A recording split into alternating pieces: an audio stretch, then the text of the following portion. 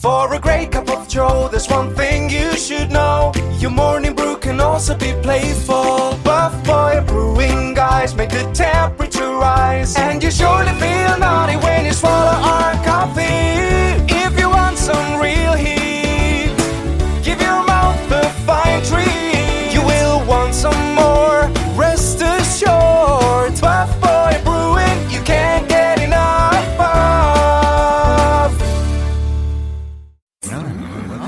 It's time for The Scribble, your weekly fix of celebrity chats, bizarre stories in the news, and basic random chatter with best-selling author and syndicated radio host Jeremy Bradley.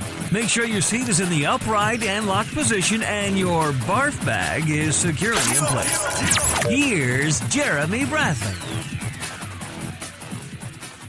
Thank you very much, Larson. Jeremy Bradley here. This is The Scribble. Thanks for tuning in at thescribbleshow.com and on SoundCloud and iTunes. Remember to subscribe. I can't encourage you enough.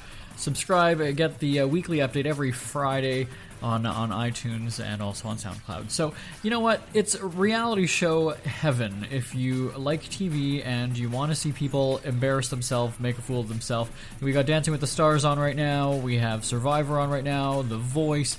Just wrapped up Big Brother, and everybody is still talking about the season, namely Austin and the twins, right? You remember that? Aus twins, they were called. Julia, Liz, and Austin had this odd, I was going to say threesome, this odd trio in the house. They basically had alliances with every single person, and ultimately, well, none of them won. We are going to be chatting with Liz coming up in just a little bit. She's going to talk about the romance, because when I saw that they made TMZ, you know you've made it when you make it on TMZ about your relationship.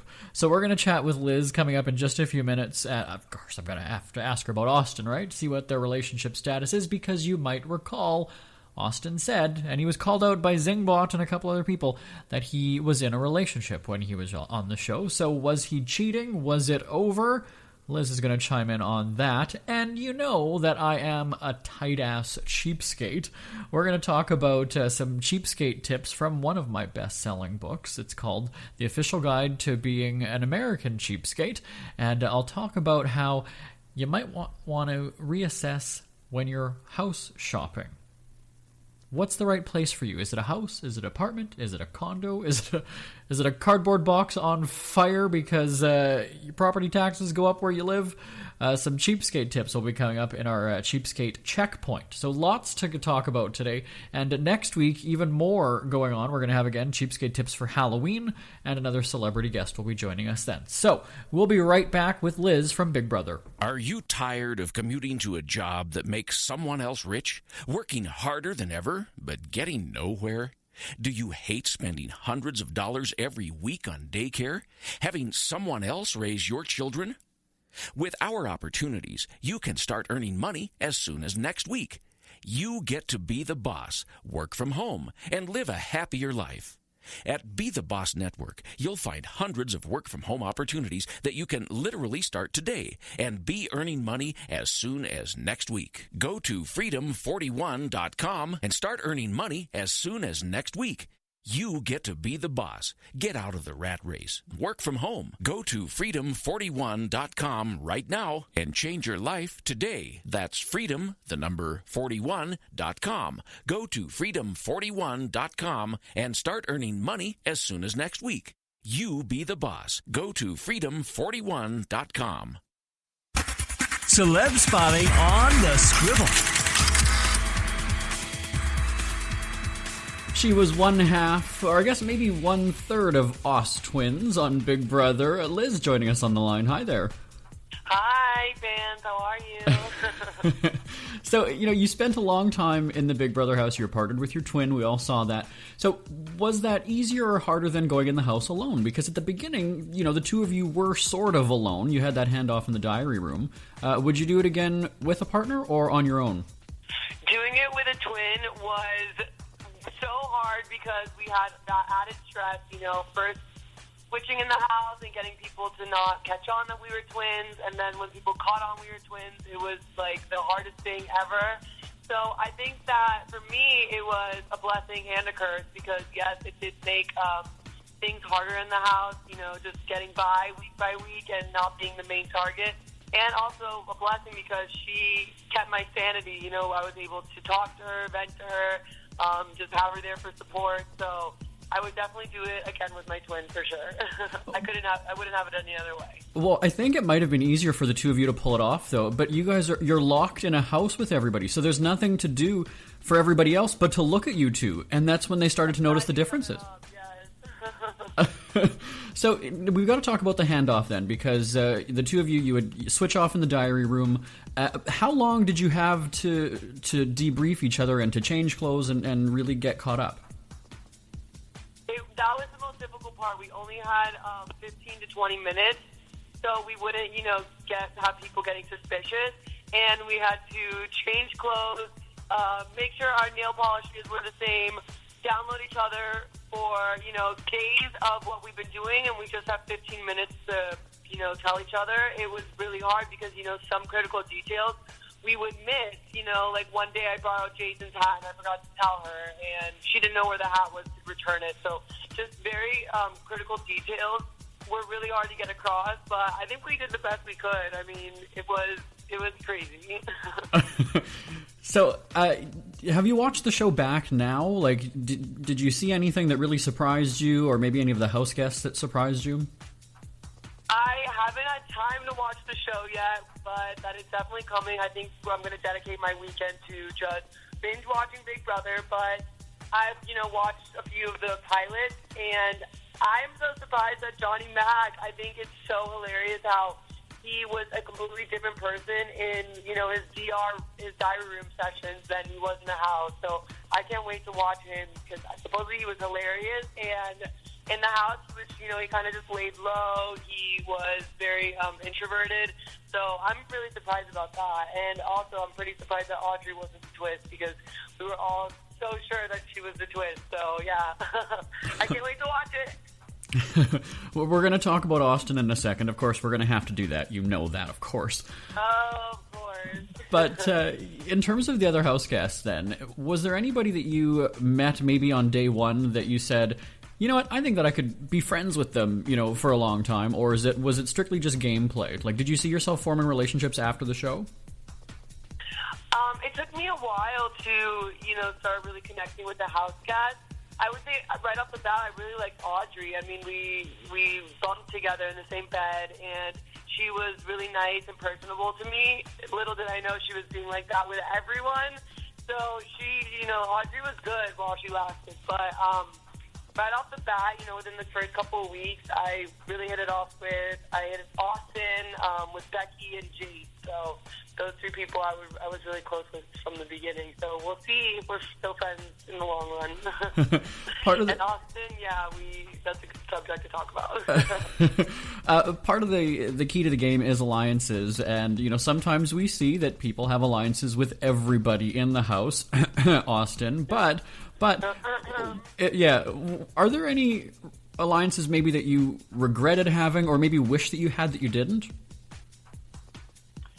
Good question. Well, I think the 2 weeks that Austin and I were HOH, we kind of overextended ourselves, and we were trying to make an alliance with everyone in the house, and quickly learned that was not smart because, of course, it blew up in our faces. We had to deal with Johnny Mac and Steve, and then Johnny Mac told Vanessa about it. So I would just say, I knew that we shouldn't stretch ourselves too thin, and it came and bit us in the butt. So my favorite alliance of the house was definitely Scamper Squad.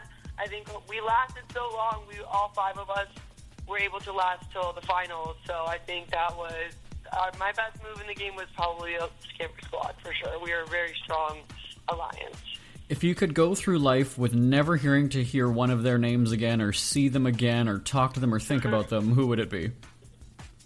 Oh my God! I don't know.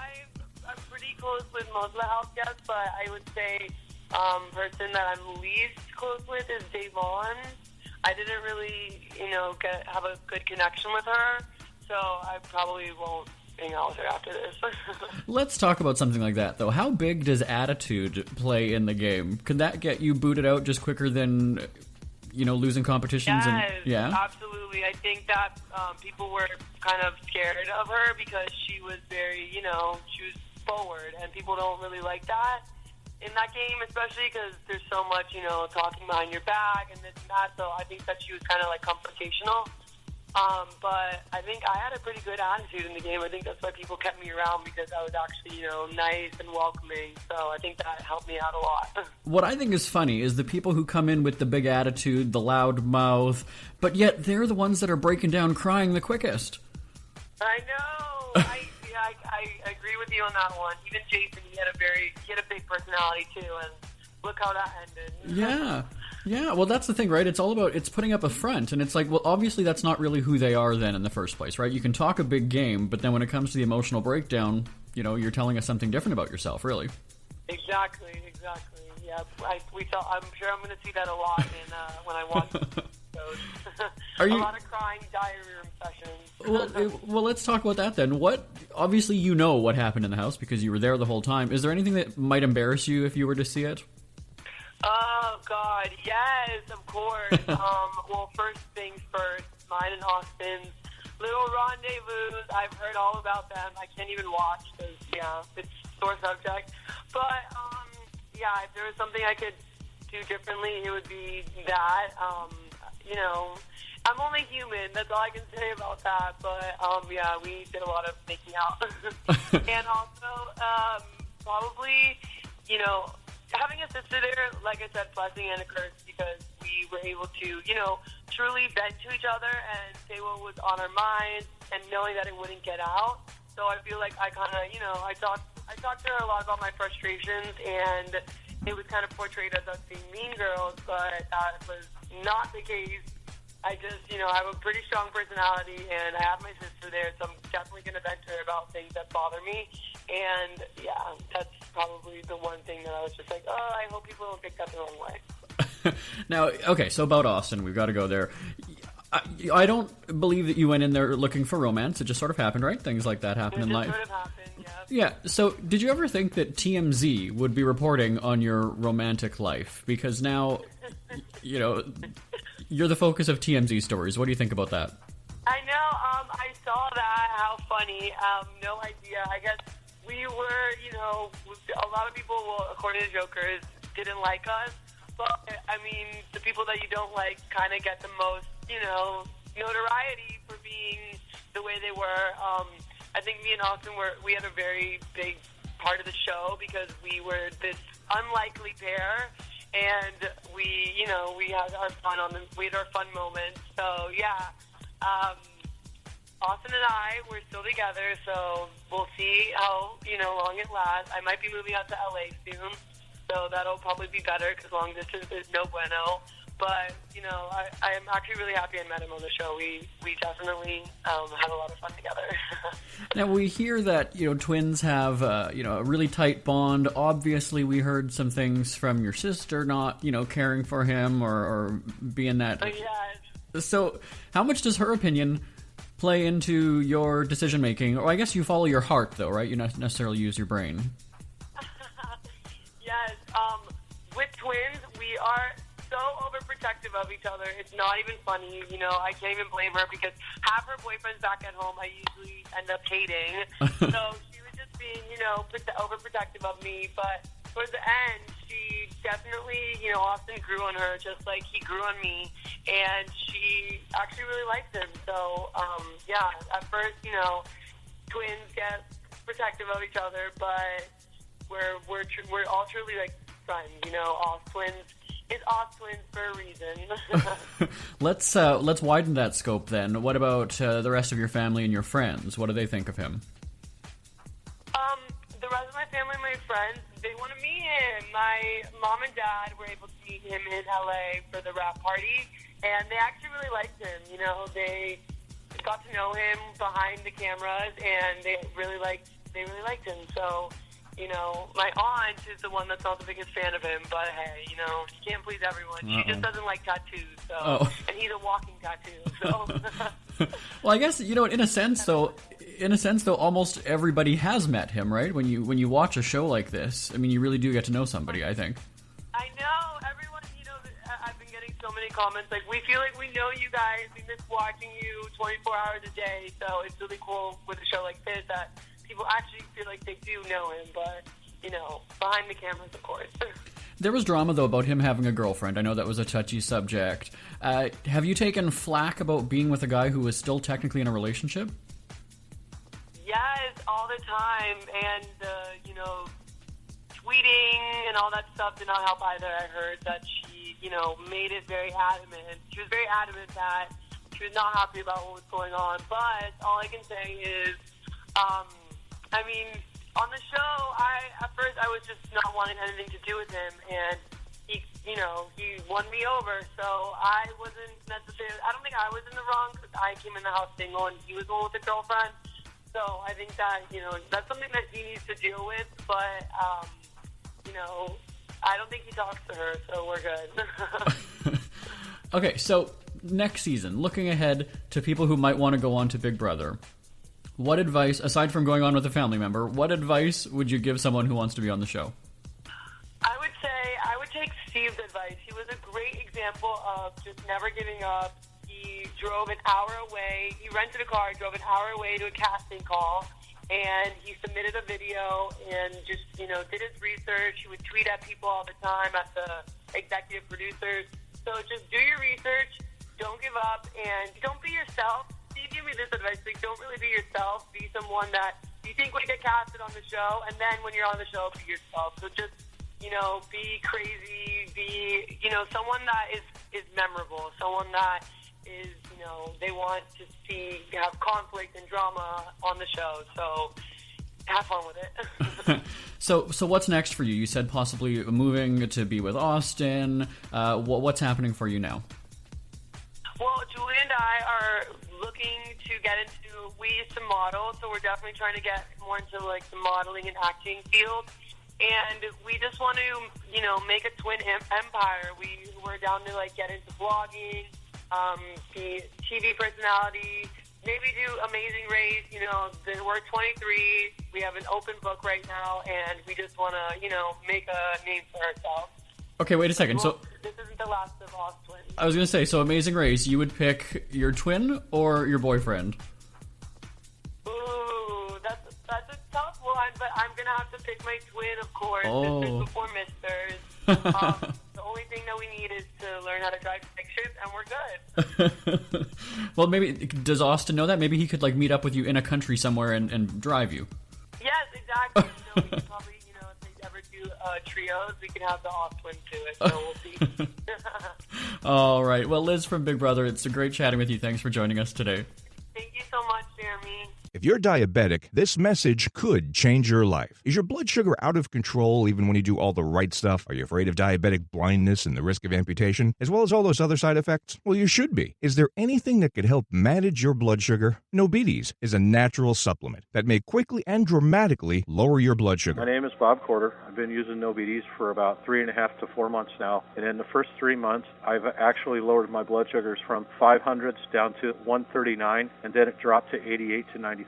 My name is Kirsten. I'm a type 1 diabetic, and while taking Nobetes, my blood sugar levels dropped from 295 to 115 in just 1 day. The FDA hasn't evaluated these statements, and Nobetes isn't intended to diagnose, treat, cure, or prevent any disease. But for many, it's helped drop their blood sugar. So if you've been evaluated with high blood sugar, don't delay. Evaluate Nobetes now. Call 800-478-9568 and get your free bottle. Just cover shipping and handling. Call 800-478-9568. That's 800-478-9568. Ever had something to get off your chest but never had the balls to say it? That's a load of crap. Speak Free with JB.com is exactly what you've been waiting for. Your chance to tell it like it is and not care what anybody else thinks. Have your say on issues of the day. Join newspaper and radio columnist Jeremy Bradley as he tells it like it is. Hundreds of thousands of people have stopped by, including some well-known celebrities who have had a chat with JB and speak candidly about what's really going on in the world. You can join them too. Have a rant or a rave. Be brave and head on over to www.speakfreewithjb.com now. Jeremy Bradley here, back on The Scribble. Remember to follow us on Twitter at The Scribble Show. And also my Twitter is SFCelebWatch, at SF as in Speak Free, CelebWatch. Now you just heard that commercial for SpeakFreeWithJB.com. Did you know I've been a syndicated newspaper columnist for 10 years, a radio host for 9.5, and best-selling author for 2. So one of my first books was called The Official Guide to Being a Winnipeg Cheapskate, because I'm from Winnipeg, Manitoba, Canada. Shout out to the city. And then we spun that off into The Official Guide to Being an American Cheapskate. And lots of tips on there about how you can save money. Now, it all started when I bought my house, which is going on almost 8 years now, and I had a new appreciation for every penny that I had. You know, because when you live with your parents, you don't care about leaving the light on. You don't care about leaving TVs on or things like that. And so I really then started to scale back. I did not need every TV channel known to man. I did not need just a bunch of things. And so when I started to reassess how I was spending, I decided, wow, I really do a lot of things that are creative, that aren't necessarily from a book that you would, some financial advisor is going to be telling you to do these things. I just found creative ways to cut costs and save money. So I started to write it all out, and then it was chapter after chapter, and I'm like, holy hell, I've got a book here. And so that's what I did. And because Winnipeg, the city that I'm from, is known for being cheap, it very quickly became a bestseller, still is selling like crazy. I'm still a video columnist for the Winnipeg Free Press. Shout out to the Freep. And so I decided to share some tips with you. Now, we did this earlier on when we first started the Scribble, maybe about 10 weeks into the show, that I gave you some tips from the chapters in the book. So this time around, we're going to talk about how you can save money when it comes to finding a new home. Now, it's very expensive to own a house. That's why I wrote this book. So was it more advantageous for me to get an apartment, maybe buy a condo, maybe have roommates or even a renter, because my house admittedly is too big for my life? So what is the best way to do it? Well, it all starts when you're home shopping. Let's take a look at your cheapskate checkpoint. Cheapskate Checkpoint on the Scribble, brought to you by cheapskatebook.com. If you're a stupid spender, become a genius saver at cheapskatebook.com. Here's best-selling tight-ass Jeremy Bradley. You freak. I fully understand that people sometimes have little choice about where they live. Whether that is because of family or financial constraints, these can be major factors in where we reside. But are you living within your means? And I'm not talking about reckless spending on a car you don't need. I'm talking about the place you live. Even before the selection process begins, it is vital your current financial status is examined. This could be with the help of an accountant, mortgage broker, or sitting and crunching the numbers on your own. My first move was planned a year before I actually packed up and set up shop in a new place. I had been stashing away money for 12 months and had $10,000 saved up before I even considered looking at properties. Then, and only then, with much trepidation, did I begin my search. But the monthly mortgage or rent payments played a big role in my decision-making. What could I afford, and was it realistic to say I could sustain the costs for months and years? When I was shopping for my first home after leaving my parents' nest, I naturally wanted a house. An apartment would never be mine. My brothers tried to convince me to buy a condo, but in the end having to pay monthly condo fees seemed too much like rent. The property would technically belong to me, but upgrading windows or the roof almost needed a plea to a panel of people to get approved. There was a lot of consideration into where I would move. I wanted the freedom of owning, but also didn't want the responsibility of yard upkeep. I had never cut grass before, never really shoveled snow, and had no interest in either of those two homeowner duties. My brothers did what they could to discourage me from getting a house and to move into a condo, highlighting that yard maintenance is taken care of through the monthly condo fees that I didn't want to pay. It had me wonder and calculate how much it would be worth to have someone do the work for me. I still couldn't get over the idea of paying an extra charge to live in my own place, so a condo was out. For a brief time I considered an apartment. I wouldn't be responsible for snow or grass or even fixing appliances that break down. Seemed like a sweet deal, but in crunching some numbers that the rent would be more than a mortgage of a decent house, it still wasn't a desirable situation. Picking a home is not like getting a pet, which is also one of those points to consider. Do you want pets? So you have to think ahead because, as people say, a house is the biggest purchase most people will ever make. I knew there would be no kids in my future. I wanted pets. I wanted a yard, but remember, not the responsibility of it. I wanted to own the property. I wanted to have a say in what would happen to it. For me, a house was the most desirable choice. house selection is something that should be considered a little more extensively than, oh, it's nice on the inside, I want it. The first thing people do when they go into a house is look around. They look up, they look down. Prior to the visit, had they thought of how much space they actually need? Is it in a neighborhood that is going to complement their lifestyle? We always hear it's in such a nice area, but does that mean it is convenient for work or school or having kids? Location, location, location. If you take public transportation and don't mind living far away from the places you need, then go for it. I wanted to be central and within walking distance to the major staples: work, shopping, family. If you live in the South End and work in St. Vital and you need to pick up the kids from the daycare in the North End, you might find yourself getting impatient in a bus, not to mention spending so much time commuting every day. Once you've found a perfect area, the next thing to consider is what you can and can't live with. For me, all I needed was the basics: 1 bedroom, a living room, a kitchen, and a bathroom. Instead, I got a basement, main floor, upstairs, 3 bedrooms, and a big front and backyard, but I took into consideration the price, size, and features of other houses in the neighborhood. With just me living in the house, I wouldn't have the expenses that a family of 4 would. I wouldn't have lights on all over the house. I wouldn't have water usage skyrocketing because everybody has to shower. I wouldn't have furnace vents open throughout the house since I didn't have to heat most of the rooms in the winter. Having so much extra space in my house led to the discussion about renting out and having roommates. It definitely would have been a consideration if I was struggling to make ends meet, but since I was financially stable, I didn't consider having people living under my roof. But factoring in the cost of rent and what people would pay for a bachelor apartment, I could have easily rented out 2 bedrooms and the basement and had 3 tenants. That would have boosted my income, had the yard chores taken care of, and made the housework a lot easier. Maybe I should rethink this.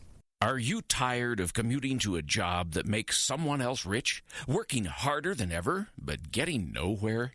Do you hate spending hundreds of dollars every week on daycare? Having someone else raise your children? With our opportunities, you can start earning money as soon as next week. You get to be the boss, work from home, and live a happier life. At Be the Boss Network, you'll find hundreds of work-from-home opportunities that you can literally start today and be earning money as soon as next week. Go to freedom41.com and start earning money as soon as next week. You get to be the boss. Get out of the rat race. Work from home. Go to freedom41.com right now and change your life today. That's freedom, the number 41.com. Go to freedom41.com and start earning money as soon as next week. You be the boss. Go to freedom41.com. We hear you chirping. Get scribbling. Tweet up the Scribble at The Scribble Show. Join the discussion with Jeremy Bradley. It's all going down right now on Twitter at The Scribble Show and at thescribbleshow.com. Jeremy Bradley here, back on The Scribble. So again, the book is called The Official Guide to Being an American Cheapskate.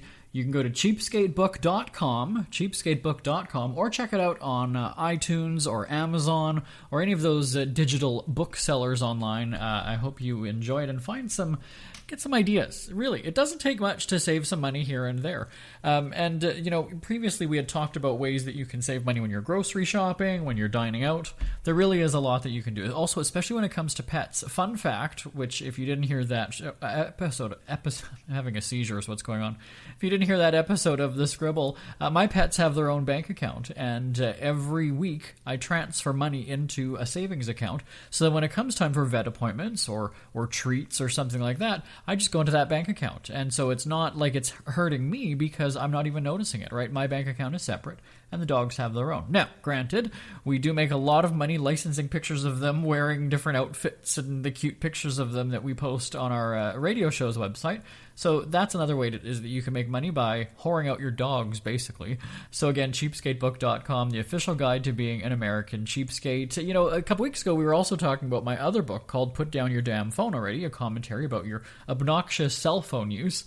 And so, I've had some emails and some tweets about it in the past that, yeah, the book is for 2 kinds of people. 1, who can't put down their phone ever, and 2, the people who either don't have a phone or know when to put it down and look at other people and go, you're just such an idiot. And so it's a great gift, with Christmas coming. It's October now, so you can start your Christmas shopping.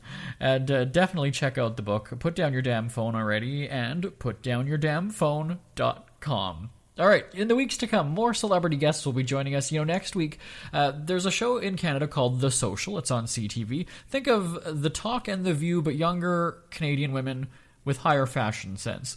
We're going to be talking with one of the co-hosts from the show. She's a self-proclaimed breastfeeding fanatic, and yeah, you'll just have to hear about that in next week on the show. And then we're going to hear from Jimmy Fortune, the legendary music star, is going to be joining us in about 2 weeks' time. And we might have some more stuff about Halloween in the Cheapskate file, so don't go anywhere. It's all here on The Scribble. My name is Jeremy Bradley. I will talk to you next time. Bye-bye, everybody. Want more Scribble? Check out thescribbleshow.com for past shows, celebrity interviews, cheapskate tips, and more. That's at thescribbleshow.com and on Twitter at The Scribble Show. The Scribble is a speak-free media presentation. If you want some real heat